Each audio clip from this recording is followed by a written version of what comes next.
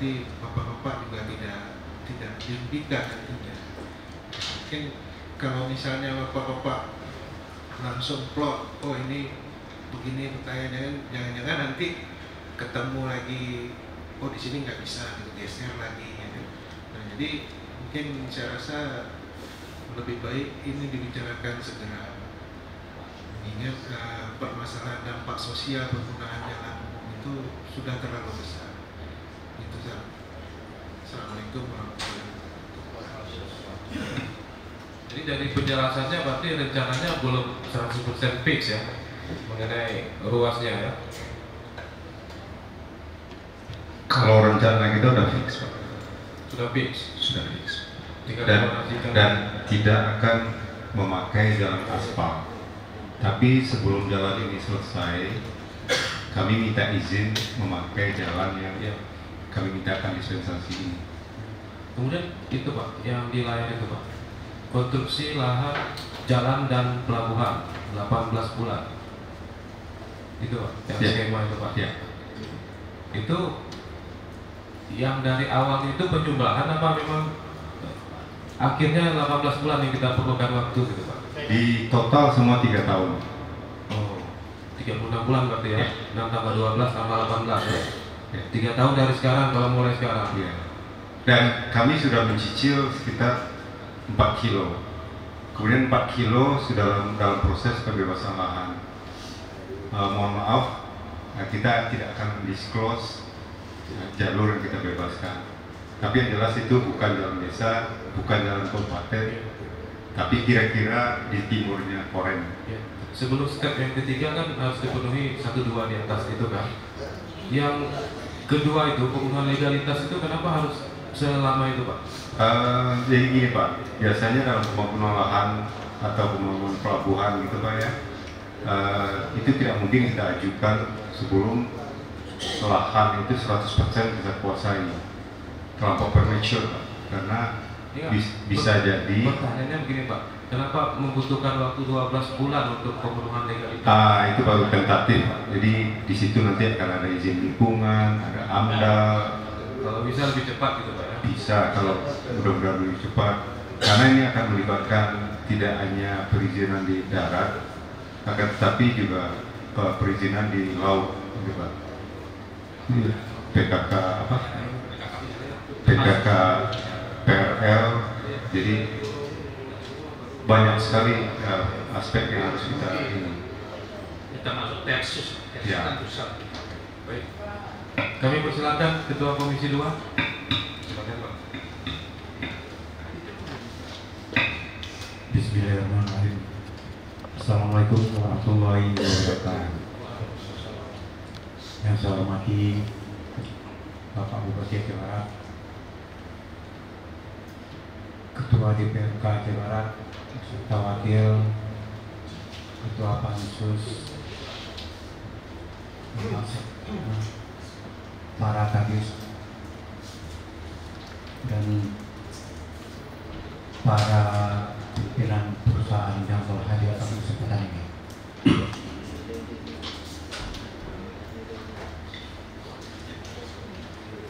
Pada prinsipnya Pak, saya sendiri tahu persis bagaimana PT AJB itu membangun tambang di Aceh Barat. Mulai tahun 2008 mereka sudah membangun jalan ke lapangan. Tapi sampai ini hari PT AJB itu belum bisa merasakan kontribusi dari sebuah tambang. Dari 2008 mereka hanya membayar gaji karyawan sampai ini hari.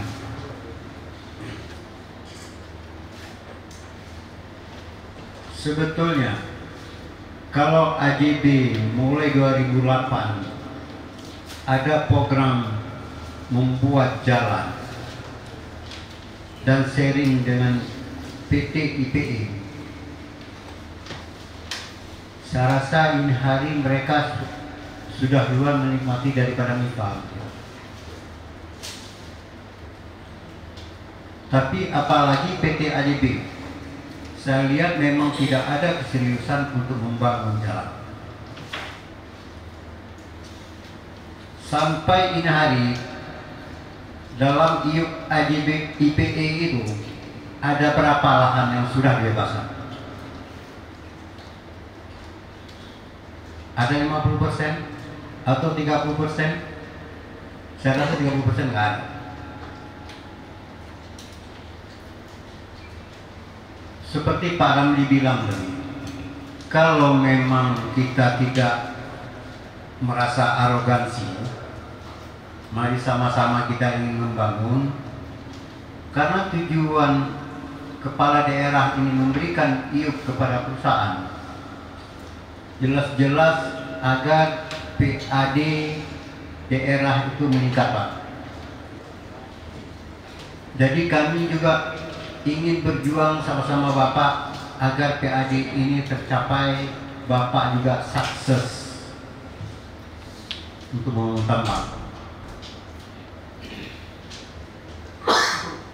Ini seperti Pak Ramli bilang tadi, dari Jalan Pemda itu ada sampai ke Balai, Pak Ramli ya. Dari Balai juga bisa turun. Dari Balai itu kan Bapak udah bangun jalan ada 4 kilo ya Pak. Sampai closingnya ke Jalan Bukit Jaya ya, Jalan Korem ya. Bukit Jaya itu, Jalan Korem itu di KM 7 Pak. Di KM 7 tinggal ke Penagacut sekitar 4 kiloan. 4 kiloan dulu udah sambung dengan jalan desa. Memang ini membutuhkan biaya besar di situ karena itu namanya pucuk laut. Harus dibangun jembatan.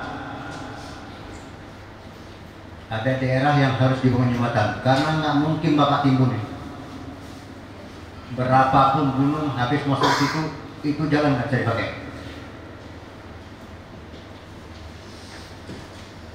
Tapi kalau Bapak serius, itu Bapak bebaskan, Bapak kasih tahu sama masyarakat bahwa kami ingin membangun jalan. Gak mungkin masyarakatnya nggak mau kasih Pak. Dengan satu cara harus ada MOU dengan masyarakat yang punya lahan di situ bahwa jalannya boleh mereka pakai.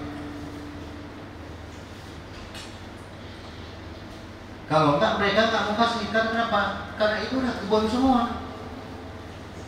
Beda dengan Liva dulu dibangun dalam hutan. Ini sekarang kebun semua siapa yang kasih lahan? Nggak mau. Tapi kalau MOU-nya ini kita bangun jalan, kita bebaskan untuk jalan, tapi mereka juga boleh pakai, tapi dengan catatan itu kan jalan hauling tambang itu kan juga tidak sembarangan masuk. Karena SOP tambang itu adalah nomor 1 lah. Saya rasa kalau ini Bapak mau bangun, dengan cuma luasnya cuma 4 kilo lagi, tidak jadi persoalan lagi saya rasa. Karena dari situ Bapak nanti kan sudah keluarnya udah dekat PLTU Pak. Kalau Bapak bisa bangun di situ, saya rasa pelabuhan itu lebih bagus Bapak bangun di samping Nifan. Jadi kendalanya tidak terlalu besar. Ini kalau Bapak nggak mikirkan pelabuhan, nggak mikirkan jalan, ini bentar lagi harga batu bara melonjak nih pasti Pak. Yang kacaunya Timur Tengah, pasti angka batu bara ini di atas $50. Tapi bisa apa yang kita bisa kirim?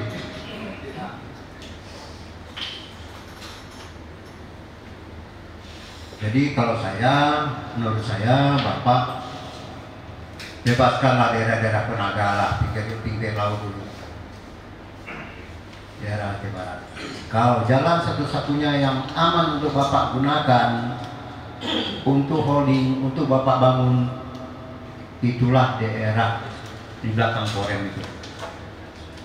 Kalau nggak Bapak bangun dari situ terus menerus Bapak akan berhasil. Sayang Bapak, investasi sudah terlalu besar di sini. Hanya itu aja yang perlu saya sampaikan.